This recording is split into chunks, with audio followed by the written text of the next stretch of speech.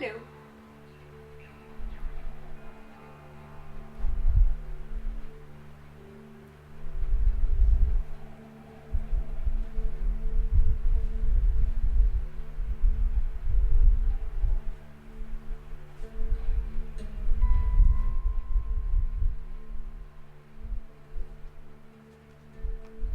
This is the silent episode. Today, silent retreat. Ah. Listen and observe. Observe silence. Maybe. Okay. It's too loud? Oh, we'll find out. Then read. Okay. Start. We're starting a new chapter, and it's called The Search Continues. I suppose the search for your master, and I suppose maybe this is a little bit loud. Yes, please. Put in 7 maybe. Still. Now? Okay, now it's very well. Very beautiful. Okay, very nice. The search continues. The search For what? The search for your master, I suppose, or the search for something that is magical, that is miracles. So, read. Let's see. For the second time, we went to the summer camp in France to meet the Pakistani Sufi master, Pir. This time, several of our friends came to the camp. The master had not yet arrived, but a young American appeared there, who we were told was the representative of Pir in America. I quickly made my judgment and claimed that this person was simply nobody. A few days later, this nobody called us. Elisa, me, and some of our friends. He invited us into a tent, and by candlelight he asked each of us to read a little from the Masnavi, that famous and very well-known book of Mevlana Rumi. The Mr. Nobody knew very well what he was doing, and we spent a time in that tent that did not belong to this world. Yes. We had sold our house in Germany and now wanted to make another attempt to get to India. On our journey, we found ourselves back in Yugoslavia. We stayed in a large modern hotel in the very south on the border with Albania. Elisa asked me to stay in the hotel one more day, but I wanted to move faster, and so we left this place the next day. We took a bus from the city to the mountains. Then we continued on foot. We set up our small tent to spend the night on a green slope. The next morning I sat in front of the tent on a tree trunk, into which I had rammed my famous knife. The knife stood upright in front of me. Suddenly, I perceived a strange feeling, a movement. At first I thought I had pinched a vein in my backside, but then I saw my knife swing from side to side. It was an earthquake, and a big one. We were later told that the hotel where we had spent the previous night had completely collapsed, and there had been many deaths. There were cracks in the street, up to 2 meters wide and 3 meters deep.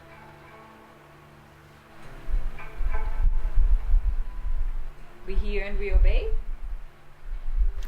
to the feeling, the emotion. The idea comes and you do.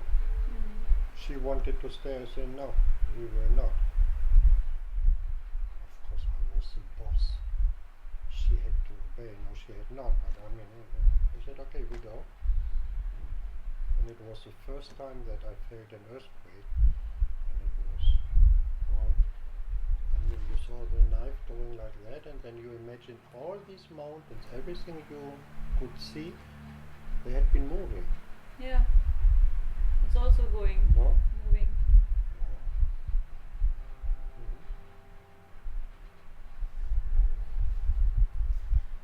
Since we forgot to change money, we couldn't buy anything to eat or to take a bus. Walking was the only option. There was water everywhere, small, clean streams or springs. After a long walk, we passed a house, a wooden house, surrounded by stables and pastures. Behind the house was a mountain of garbage. We wondered why residents didn't cover or hide the trash. Hunger had overcome us and we knocked on the door to beg for a piece of bread. 2 old women opened the door and invited us into the house. There they took a thick flatbread from a basket and half a round of cream cheese. We thanked them as best we could without speaking the language and sat down to eat at a nearby spring. I looked back at the house. That's where the trash was, on one side of the building. But now we didn't mind seeing the trash anymore. It even fit right into the entire picture. Thanks to these wonderful and friendly hosts, the bread, cheese, and fresh water, the garbage had completely lost its importance. All our attention was on the positive side of life. That's how these people are living. They don't mind. I mean, they have garbage. It has to be somewhere. Yeah. But they focus on their very beautiful countryside and do their work, their job, and that's it. And maybe one day someone will come pick it up, or they bury it, or whatever they do. I don't know. No? Yeah. Yeah, they focus on the positive side of life. So these are little lessons you learn, you observe and say, oh wow, yeah, could be different. Yes. The next day we reached a tiny settlement. Wooden houses with gardens surrounded by wooden fences. A young man came over to us from one of the houses. He introduced himself. His name was Thomas, just like mine. Thomas invited us to accompany him to the village pub. It didn't matter to him that we didn't have any money because Thomas wanted to invite us anyway. Every time I look out of the window, I look down there to seeing the gardens and the little houses. I remember that. Here, in the village, if you look down, no, that piece of flat ground next to the creek. Yes. All the gardens and the horse and blah, blah, blah. You remember this place? The pub was the wooden home of an elderly woman. Thomas and a few of his friends and ourselves sat down in the kitchen. There was an old kitchen stove there that was heated with wood. The woman took out some kind of pan to roast coffee. She removed some rings from the oven plate and placed the pan on them. There was a crank on the pan that was used to move the coffee beans so they wouldn't burn. Then the beans were ground, and a coffee never tasted before was enjoyed. It was so especially good and different. Different. They were green beans. Yeah. And then toasting them, and it was different. It was fresh. Yeah. I told our new friend that I had to go to the bathroom. That wasn't a problem. Thomas walked me to the front door and pointed to a board lying under a bridge that crossed the stream, flowing right next to the house. There you sat down on the board, swinging your legs over the stream, and did your business. The house, the gardens, and the people here were all clean. There was a friendliness and openness, hospitality and closeness between people that I had never known before. That was Montenegro. And then later they had war.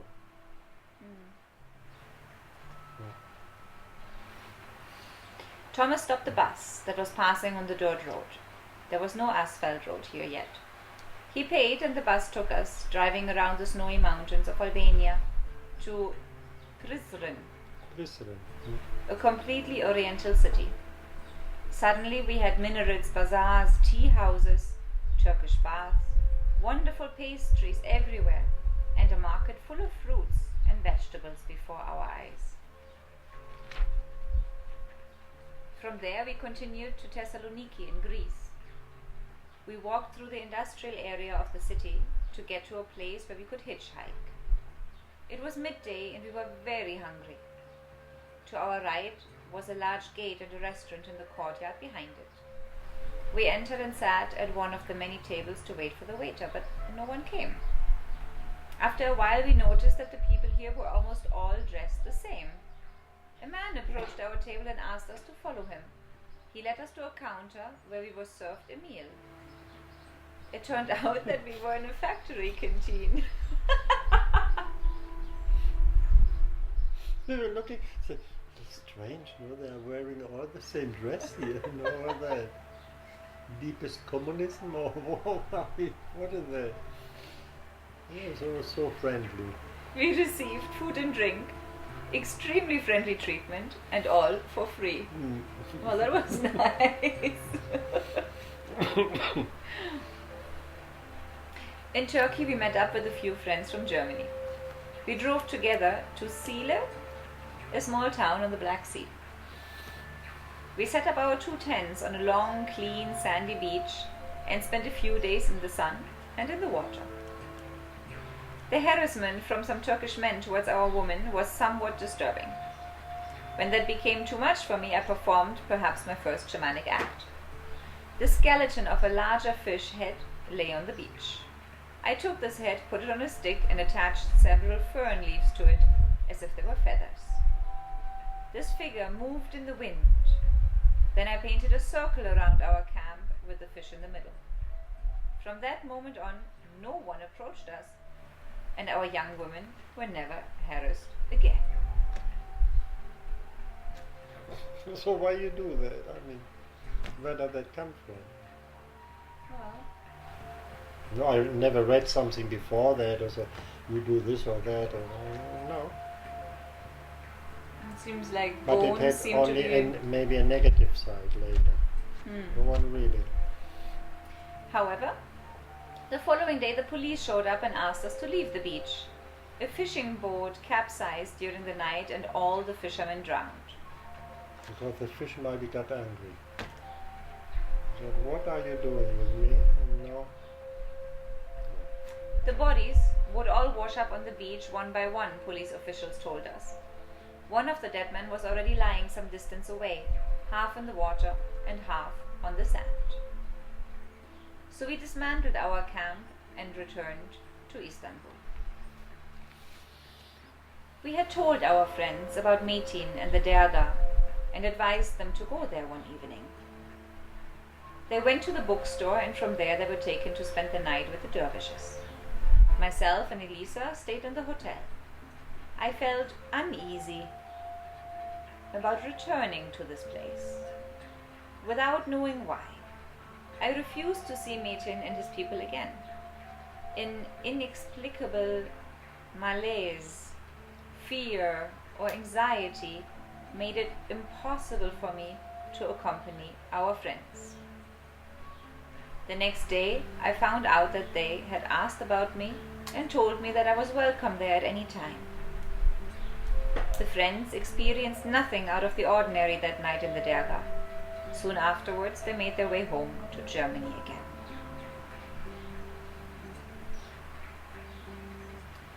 While strolling through the Grand Bazaar of Istanbul, we came across a shop selling musical instruments. Since my guitar had been stolen in Italy, I was looking for a new instrument, if possible, a little smaller. Inside the shop, a violin hung from the ceiling. Not a violin, a violin. I bring you your juicy. That would be really nice. I can Yes. do that. If I'm able to stand up, then I will do that.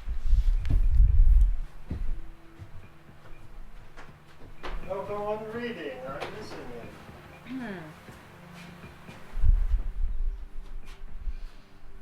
I might need a sip of something before. Thank you.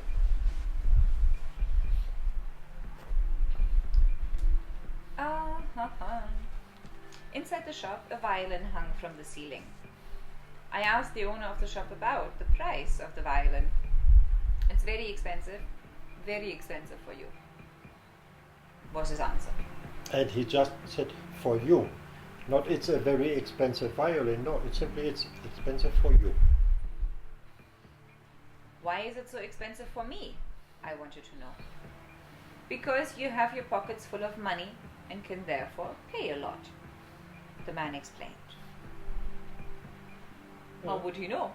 How would he know? How And would it he was know? true. I had maybe my belt with all the money inside from selling the house. So we had a lot of money there. Since we sold our house, my pockets and money belt were literally full of money.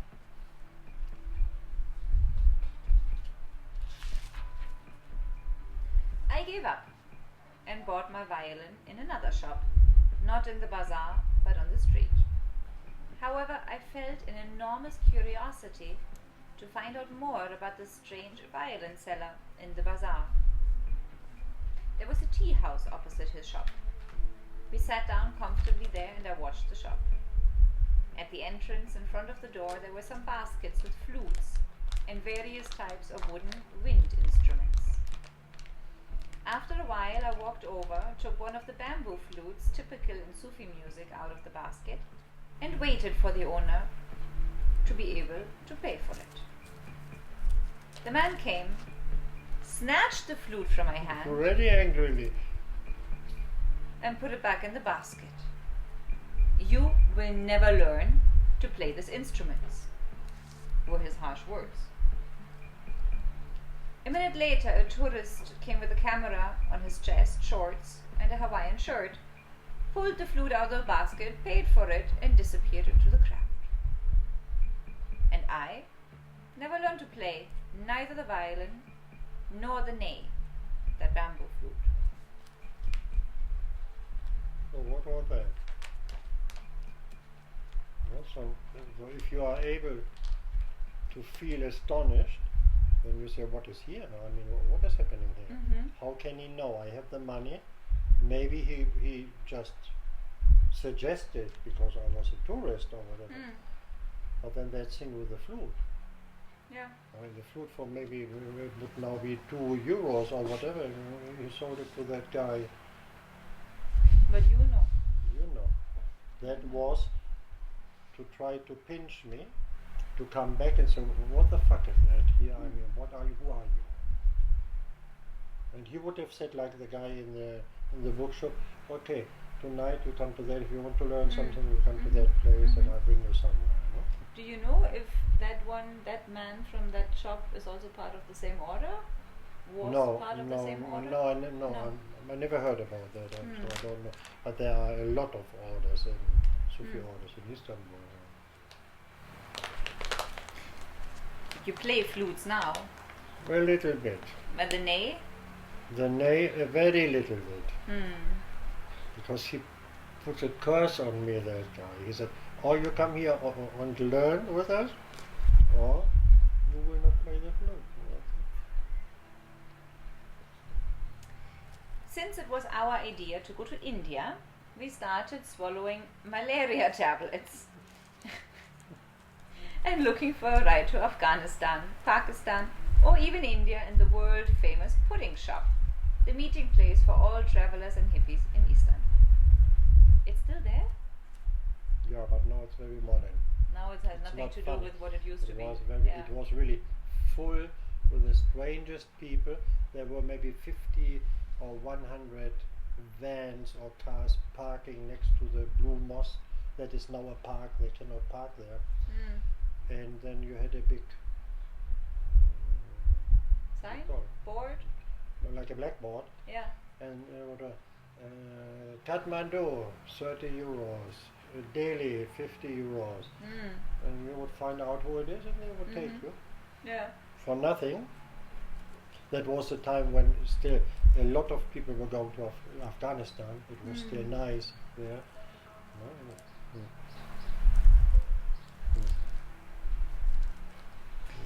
At that time, you could often find people willing to take a person on a journey of thousands of miles for $50. However, we couldn't find a ride and decided to take a ship to Egypt, and from there to Sudan, then on to Kenya, and then finally take another ship and cross to India. There was a Russian passenger steamer in the harbor that was traveling from Istanbul via Cyprus and Athens to Alexandria in Egypt. So we bought our passage and boarded the ship. One of the younger masters who surrounded Metin had pointed out to us that no matter what happened in life, there was always a positive side. Whatever it was, there was always a positive aspect, in every situation. Now we stood at the railing and looked at the water in the harbour. There was a lot of oil floating on the surface. The environmentalist and peace advocate inside of me immediately emerged.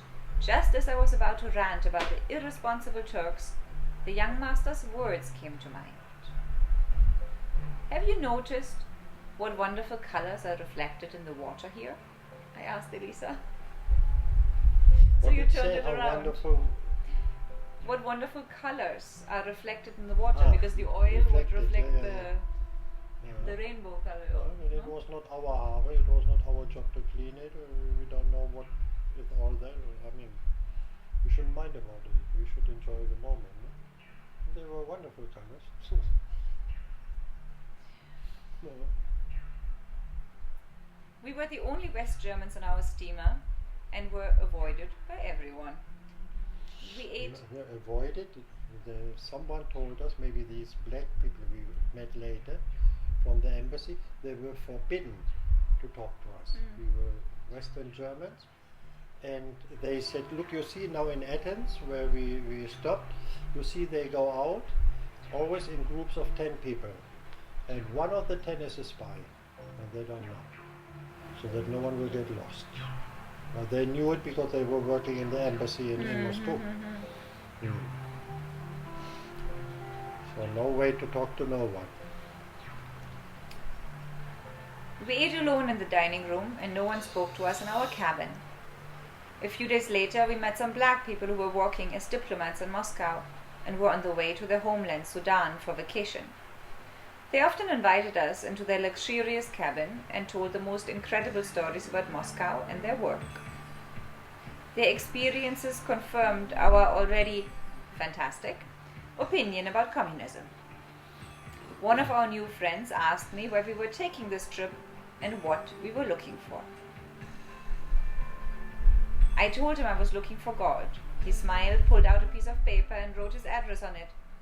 You don't need to look in Sudan, he said. I've already done that. He's not there. But if you do find him somewhere else, please send me his address. Just before. Look, they are like people here in Andalusia. No, they were diplomats, maybe highly educated people, blah blah blah. But they didn't mind that I say I'm looking for God. They could have said, "Come on, hippie." I mean, what happened to you? No, they made a joke out of it. They don't look in Sudan because I looked already. He's not there. Oh, that's wonderful, no? Yeah. Just before lunch, we found a man lying on the floor in one of the corridors. He was bleeding from his nose and mouth. I asked my friend to get a doctor, but that took a while. As I stood there watching the man, I believed there was nothing left to save. But another thought came to mind. If this person really gave up his life right here in front of me and I couldn't prevent it, the man at least had the right to feel another person close to him. So I knelt down next to him and put my hand on his chest. At the end, a doctor showed up and we made our way to the dining room. At the front door, we met the man again, who was completely fine and went to dinner. You felt he was dying? I was bleeding from the mouth and the nose. I don't know, maybe even from the ears or whatever. Yeah. So well, there's no. I'm not a doctor. I didn't know what to do. I said, there's nothing to do. And there was no one on this corridor. I said to my girlfriend, run, try to find a doctor, someone. And I was there quite a time. And I knelt down and put my hand on him. When the doctor came, we stood up, went to the dining room, and the guy was standing in front of the door of the dining room to go to have dinner. Or lunch, or whatever time it was. Crazy. We docked in Cyprus and Athens, and the passengers were able to leave the ship in groups of 10 to take a walk through the city. Our African friends pointed out to us that there was always a spy among the 10 tourists so that no one would get lost. Finally, we arrived in Alexandria.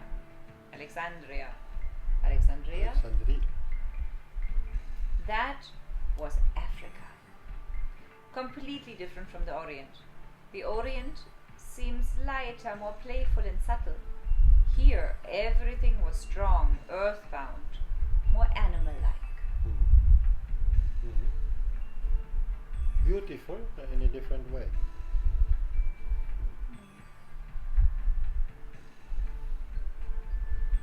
They are really interesting words to describe the difference. No? The Orient, lighter, more playful, more subtle.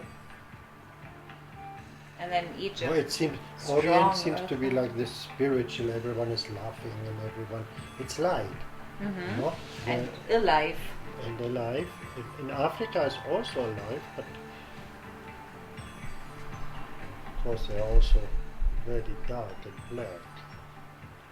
No, but it's the attitude. I mean, look, African people, they laugh also a lot, but it's more laughing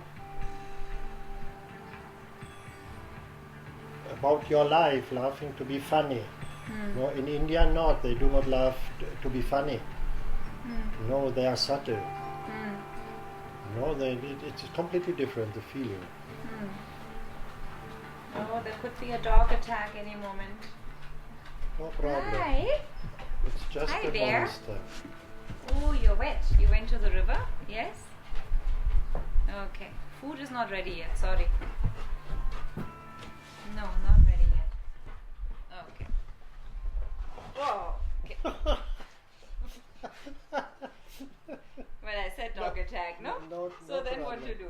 What to do? Yes. Hi, sweetie. Okay. Hi. Okay. Okay. It is what it is. We went to Cairo to apply for a visa for Sudan.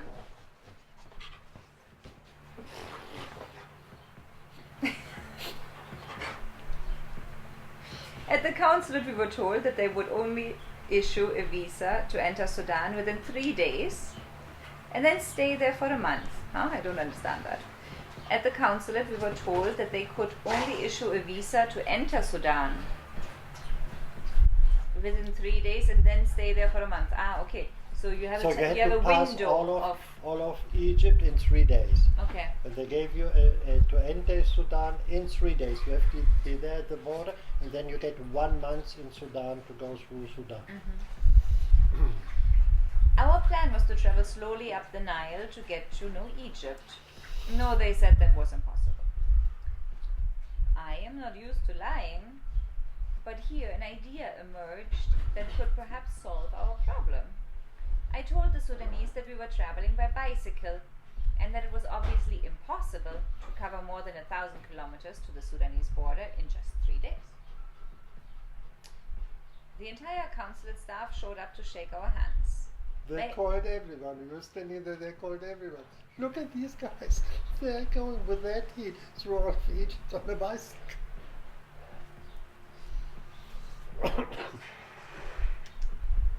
They had never seen anything like it. 2 crazy white people who wanted to ride their bikes up the Nile to Sudan. We received an open visa for 3 months.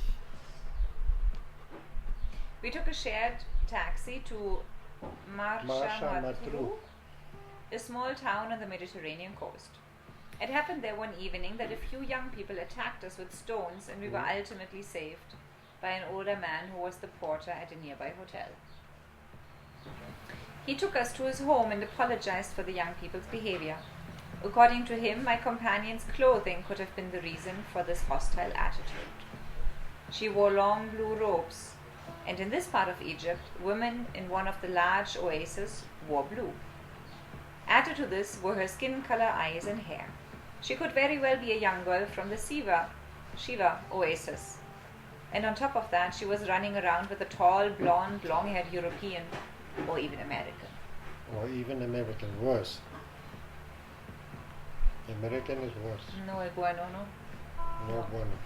It's the devil for them, or Muslim. Oh, that's the devil. The American philosophy there.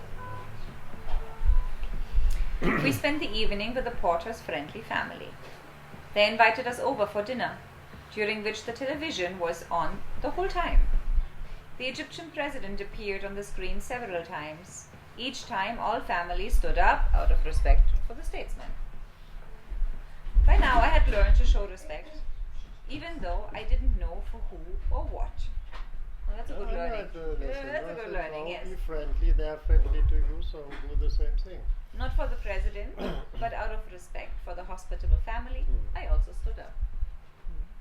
In India, many times before the movies in the cinema, they play the anthem, everybody stands up. A lot of people sing. Of course, you stand up along with them. Yeah. We returned to Cairo by train. Egypt is the dirtiest country I have seen in my life. Well, I have not seen a lot of countries, I have to say that. But that was, in that moment, really the dirtiest place I've ever seen in my life. This would be like the 70s? 60s? Yeah, 70s? 70s. Early 70s. Or end of 70s, I don't know.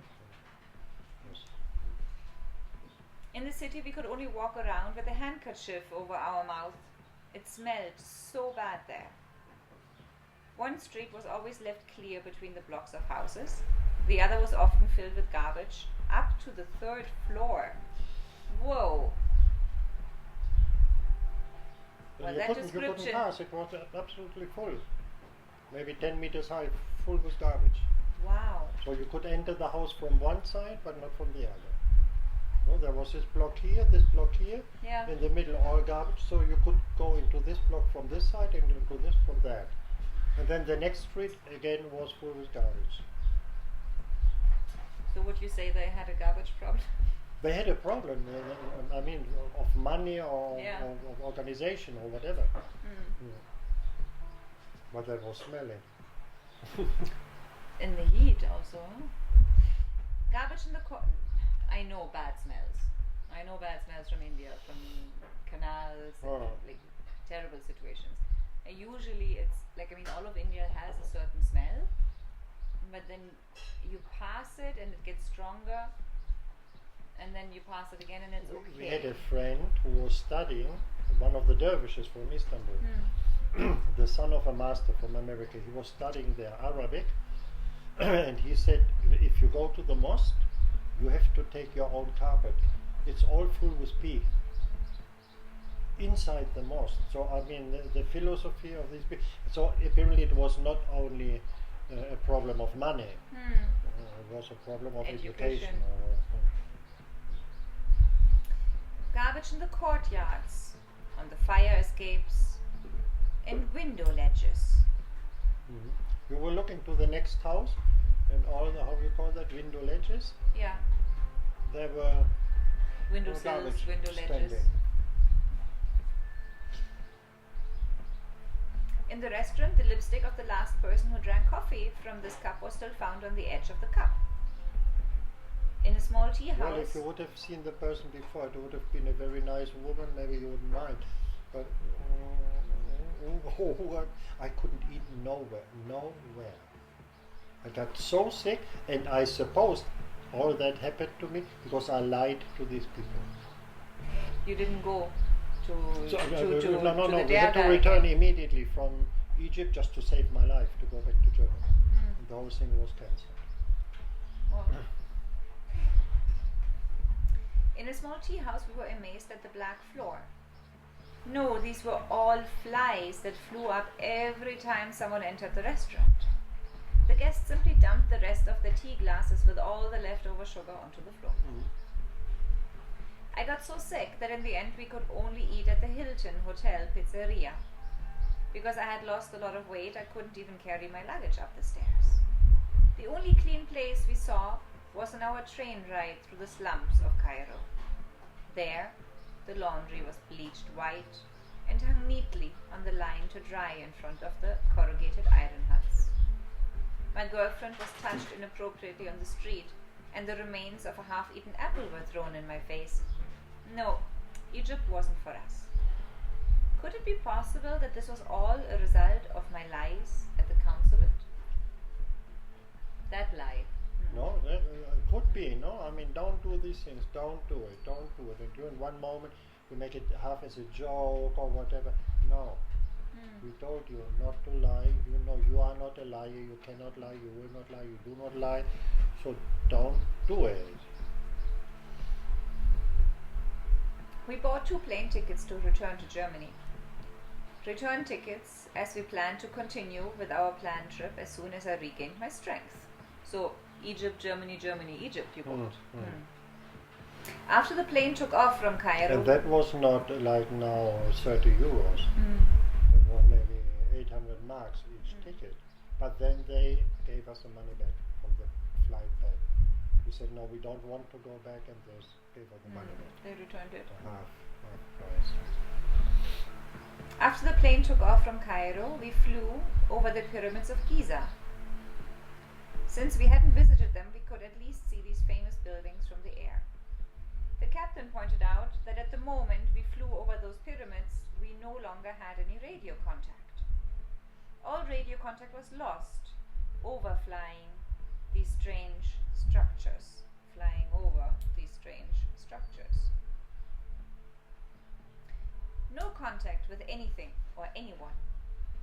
And this was not information from Erich von Däniken, whose explanations many people doubt, but this knowledge came from our flight director. So any airplane that crosses over There's no it contact. just goes. Something apparently comes out or goes into the pyramid, and no way. And then later we found out that in Russia you could buy pyramids made out of plastic, but it has to have exactly the same size, and you have to put it in a certain direction, north, south, or an edge, no? And inside of the pyramids there's the king's chamber. Yes. And that is at a certain height inside. So the Russians were selling this plastic thing with a king's chamber at the same height in any supermarket, because it served to sharpen your razor blades. What? And that was normal in Russia. You could buy that in the supermarket. And you put it south, north, or whatever it had to be. You put your razor blades, and apparently the molecular or whatever takes a different shape, and it sharpens the blade again. So there's no act of sharpening it. No. You just keep it there and that's it.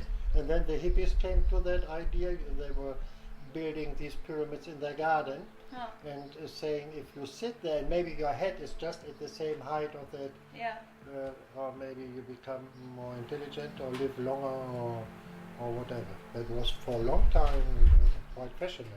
So you follow the same proportions of the pyramids of Gizeh, and then try to whatever the word is. Rejuvenate. I mean, we could try that now. Yeah. What do you think about that? Yeah, we could do that. But now this razor blade thing, I mean, that's it. You couldn't say no. That's what. And I asked people from Russia. That's true. They said yes, that's true.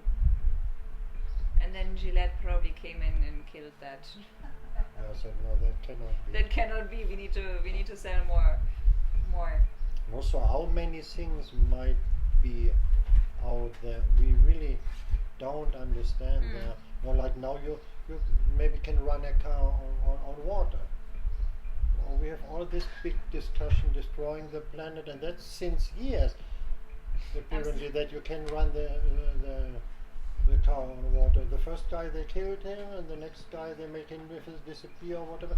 No, because it's a business.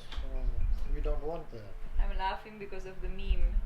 Remember we talked about it the other day. It's like how we imagine 2024 to be like flying saucers and everything modern, and then what 2024 really is, and you have these plastic caps where you can't remove the cap anymore. The guy is drinking with the nose and going up like that. Yeah.